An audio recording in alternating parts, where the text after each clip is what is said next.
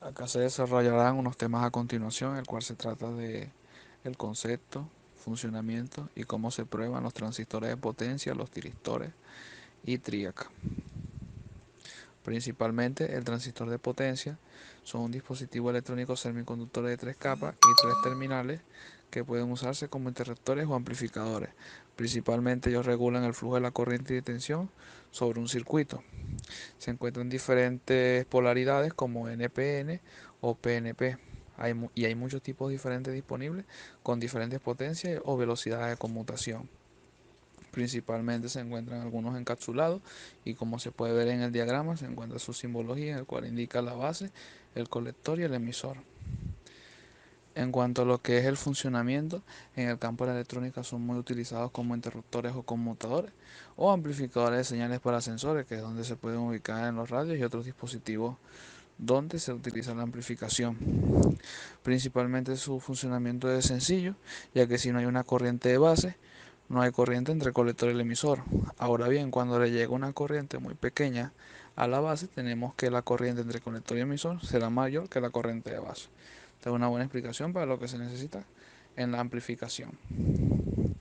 Como un interruptor, es un modo muy variado, ya que como un transistor se usa para cambiar la operación de apertura o cierre de un circuito. Y este tipo de conmutación de estado sólido ofrece una fiabilidad significativa y un costo menor en comparación con los relés convencionales. En esta parte tenemos dos, dos variantes que son el transistor en corte y en saturación. El transistor en corte tiene una corriente de colector mínima de cero y un voltaje entre colector y emisor máximo. Es decir, que cuando no le llega nada de corriente a la base, no hay paso de corriente entre el colector y emisor. Acá se puede determinar que el dispositivo está como un interruptor abierto. Como se puede apreciar en la imagen, esto es para demostrar lo que sería un transistor cuando está en saturación o cerrado, que es la otra parte que viene a explicación.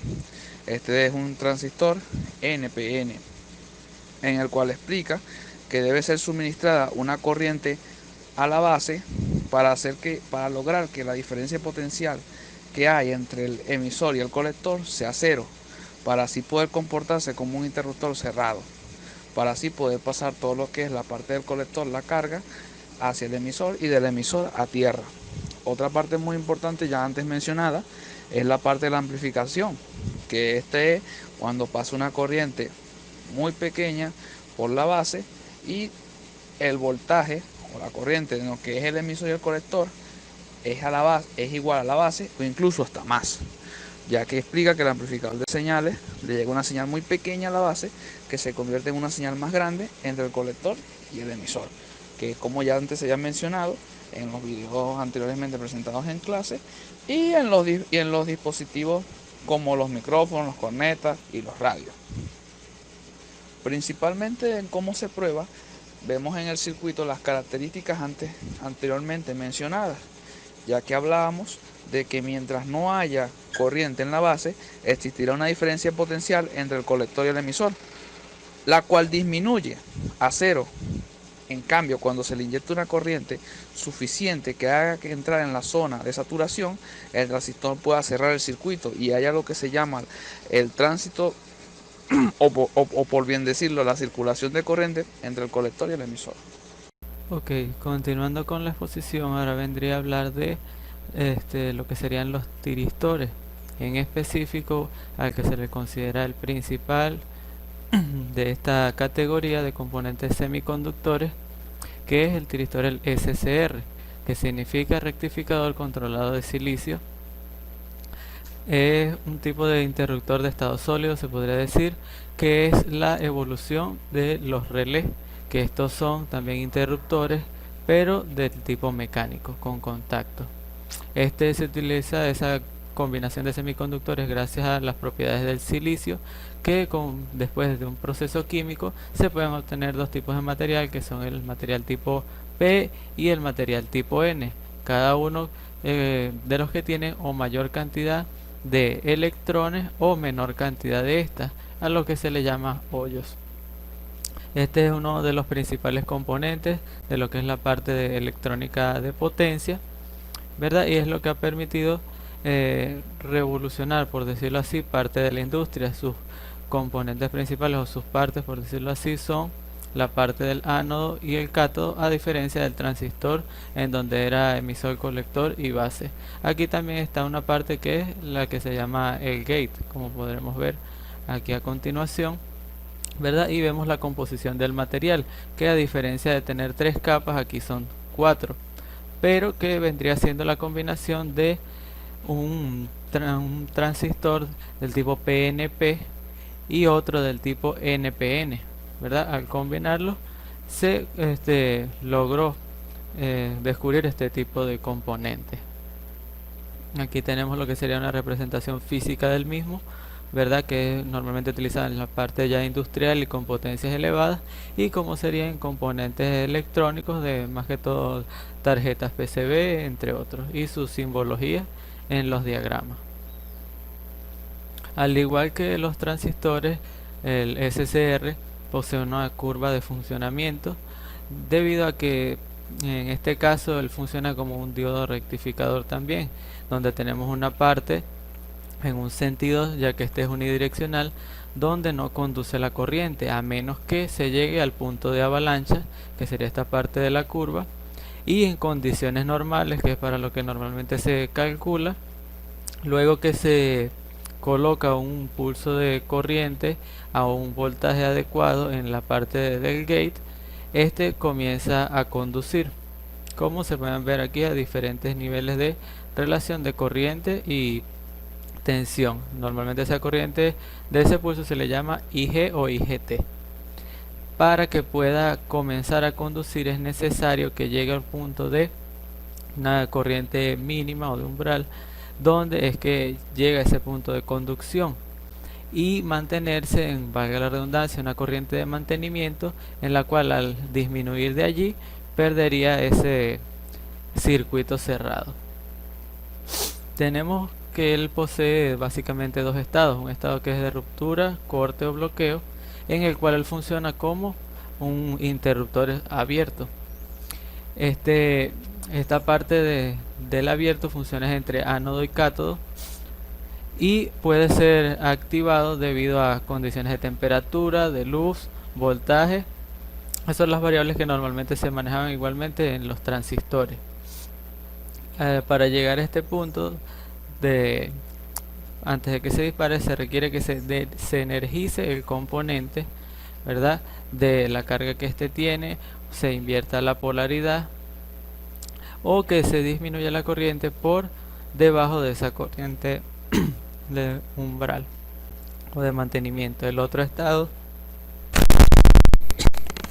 es el de cierre o disparo, que es donde funciona como un interruptor cerrado.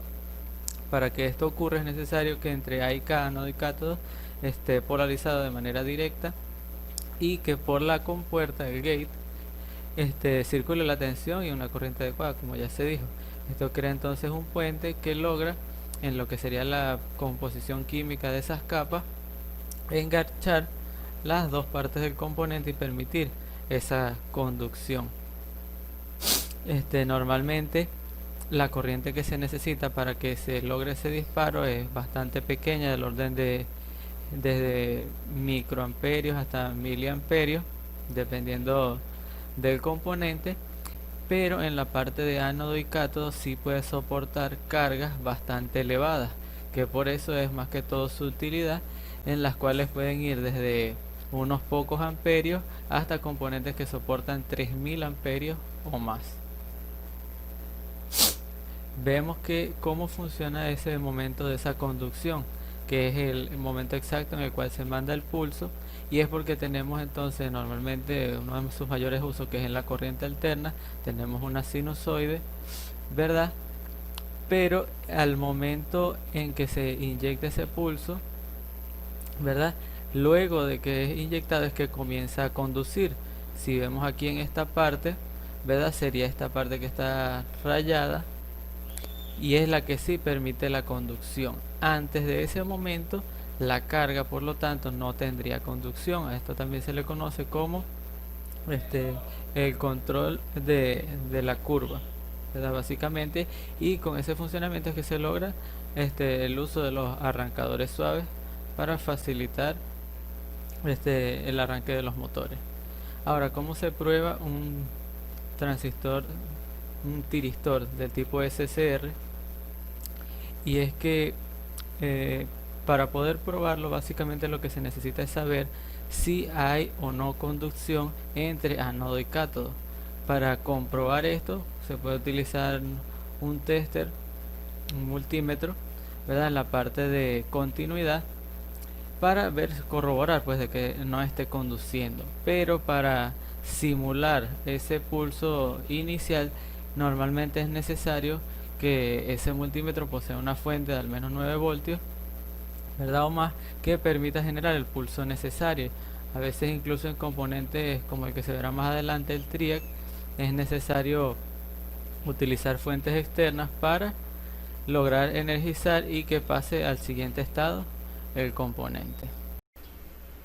Ok, continuando con la parte de las pruebas de el tiristor, el SCR, ya se dijo que era el principal, ¿verdad? Se ha armado este pequeño circuito de pruebas en el simulador el Circuit Wizard, ¿verdad? Tenemos que, por una parte, lo que sería la fuente, un conjunto de batería de 6 voltios, un interruptor conmutador para hacer la inversión de la polaridad del circuito, un par de pulsadores para iniciar y parar la activación del dispositivo, la carga que sería un motor de corriente continua en este caso obviamente, y una iluminación. Y entonces en la simulación podemos ver cómo de manera normal, pudiéramos decir, funciona el circuito y no conduce, correcto, hasta que le sea inyectada la corriente en lo que sería la parte del gate. Vemos que al pulsar, vean cómo cambia la curva del funcionamiento, que serían los tres nodos que se han colocado allí, y cómo él queda en funcionamiento aún cuando se le ha quitado ya la corriente en el gate, que a diferencia del transistor que se ameritaba mantener una corriente allí. Vemos que entonces las maneras en que se puede llegar al punto de corte o de bloqueo, ¿verdad? Que serían el puenteo, por decirlo así, del componente. Vemos como debido a la carga inductiva que tiene allí, sigue conduciendo, pero luego se apaga todo el circuito. Una vez que volvemos a energizar, si cortamos la alimentación a la salida del mismo, también ocurre el mismo fenómeno en la curva y se apaga. Tendríamos también que si está invertida la polarización, pero dentro del rango de no llegar a la avalancha, no conduce aunque se le inyecte el pulso en el gate, ¿verdad? Tiene que estar polarizado.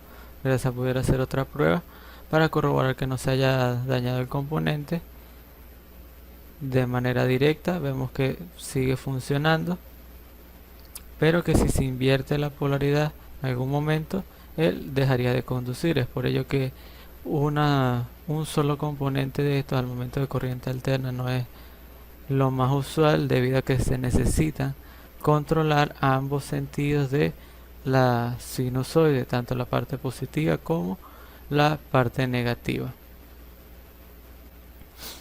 Vemos entonces cómo tiene su funcionamiento normal, ¿verdad? Pueden ver el amperímetro que se colocó, que marca 0, es decir, no está circulando ninguna corriente en el gate.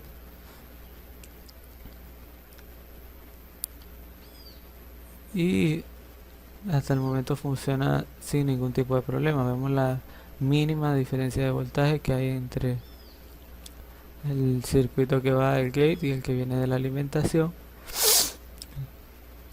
Vean que aunque se hagan otra serie de pulsos no afecta el funcionamiento, sino cuando esté polarizado directamente y se le inyecte la cantidad correcta de corriente. El triac, en esencia, es un tiristor diseñado para ser utilizado en la corriente alterna. En otras palabras, es un interruptor electrónico que funciona muy parecido a lo que es el transistor, pero en corriente alterna. Recordemos que el transistor se puede utilizar para controlar la carga en corriente continua. Este dispositivo está compuesto por dos tiristores SCR en antiparalelo, permitiendo así crear un tiristor bidireccional, capaz igualmente de interrumpir el paso de la electricidad entre sus terminales principales, que en este caso son dos ánodos, A1 y A2. En otros casos es también llamado MT1 y MT2. El funcionamiento del TRIAC. Principalmente nos encontramos en lo que sería el disparo o saturación, que es lo que llamamos cuando el TRIAC comienza a circular. Cuando el TRIAC comienza a conducir energía, en realidad pasa cuando se realiza aplicando una corriente a la puerta o gate, también llamado un pulso. Y el TRIAC funcionará en este caso como un conductor. Otra manera no recomendada es someter a un voltaje elevado entre los ánodos que supere la barrera, lo cual es muy peligroso y puede destruir el equipo. El método de corte o circuito abierto del TRIAC. Anteriormente se estaba mencionando que en el estado actual o inicial del TRIAC, al igual que su versión unidireccional, como es el SCR o tristor, funciona como un aislante entre los ánodos, hasta que o conduce una corriente en la puerta o se supera la resistencia de ese aislante. Una vez que ocurre una de estas condiciones, para que vuelva a su estado aislante o corte, es necesario quitarle la alimentación, en cual en uno de esos casos hablaremos más adelante de un dispositivo especialmente diseñado para disparar el TRIAC, o hacer que la corriente salida disminuya más abajo de lo que es la corriente umbral o mantenimiento, para así poder crear el corte en el TRIAC y deje de circular corriente y vuelva a su estado inicial. En la práctica, a fin de proteger el TRIAC y volver más robusto el circuito, ya que normalmente se usa en la electrónica industrial, es acompañado de estos componentes, como el DIAC. Ya antes habíamos mencionado que este es un sistema, un circuito, o un dispositivo, mejor dicho, diseñado especialmente para disparar el TRIAC. El DIAC es un diodo de disparo bidireccional especialmente diseñado para disparar TRIAC y tristores. El DIAC normalmente no conduce, sino que tiene una pequeña corriente de fuga. La conducción en realidad aparece es cuando la tensión de disparo se alcanza, que estamos hablando que una tensión de disparo está entre 20 y 36 voltios. Muchas gracias. Bien, continuando ya para cerrar lo que sería la parte del TRIAC, tenemos lo que es las pruebas que se le hacen. Básicamente serían las mismas o en esencia las mismas que se le aplican a un SCR, un tiristor SCR, ya que involucraría ver si hay o no conducción entre lo que serían los ánodos, en este caso, ya que son ánodo 1 y ánodo 2 o MT1 y MT2. Entonces, antes de aplicársele una corriente en la compuerta, luego de que se le aplique esa corriente, que tendría que ser igual con una fuente externa o con un multímetro que tenga alimentación bastante alta, de al menos 9 voltios o más, dependiendo del pulso que requiera ese TRIAC, ¿verdad? Para ver si entonces si pasa al estado de conducción. Al igual que el SCR, aunque en menor manera, también es lo que es la parte de interruptor abierto o cerrado. Se dice que normalmente este es un poco más tosco, ya que es un poco más complejo lo que sería la parte del control de fase para regular la potencia que se le está entregando a la carga y así normalmente regular lo que sería su arranque. Como podemos ver aquí en la imagen de este diagrama, vemos que se encuentra el TRIAC, ¿verdad? Conectado a lo que sería la red Snubber, que se mencionó un poco apartados atrás, ¿verdad? Que lo que permite en este caso es tanto la descarga, ¿verdad? De lo que sería valga la redundancia, la carga conectada al TRIAC, y para agilizar lo que son los tiempos de entre la parte del disparo y del corte, ya que vemos que un factor importante en este tipo de componentes, tanto el TRIAC como el SCR, es el tiempo de conmutación. Es decir, la cantidad de tiempo que pasa desde que se le inyecta una corriente en el gate hasta que entonces pasa a esa parte de curva de conducción a la carga.